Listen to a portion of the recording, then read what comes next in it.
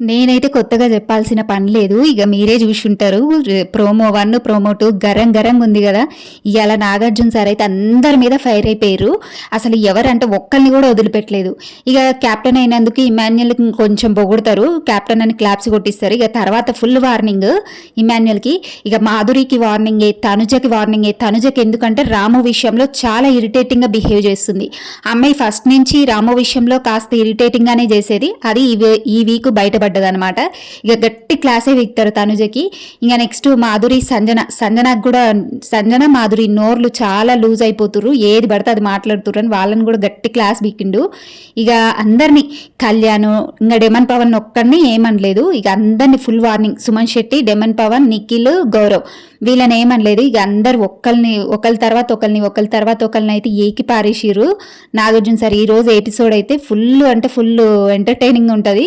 ఇక చూడని వాళ్ళైతే తప్పకుండా చూడండి. ఈ రోజు ఎపిసోడ్ మాత్రం ఫుల్ అంటే ఫుల్ ఫైర్ అయిపోయారు.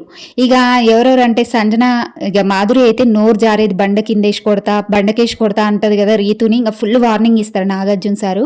ఏందమ్మా అట్లనే అంటావా, నువ్వేదన్నా ఉంటే బయట చూసుకో అంతేగాని హౌస్లో కాదన్నట్టు డైరెక్ట్గా అనేస్తాడు.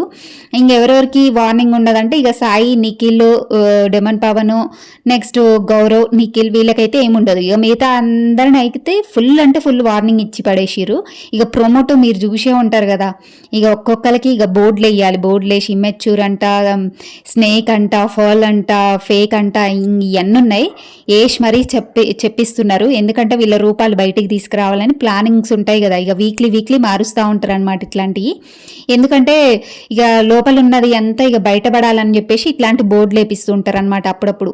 ఎందుకంటే వాళ్ళ లోపల ఉన్న మాస్క్ వేసుకున్నదంతా బయటికి రావాలని చెప్పేసి ఇంకా ఇలాంటి బోర్డులు అయితే వేపిస్తారు. ఇక ఒక్కొక్కరిని అయితే ఇంక ఈరోజు అయితే ఫుల్ వార్నింగే ఇచ్చి పడేసిర్రు. మీరు చూడండి ఈరోజు తప్పకుండా ఫుల్ ఎంటర్టైనింగ్ ఉంది మనకి.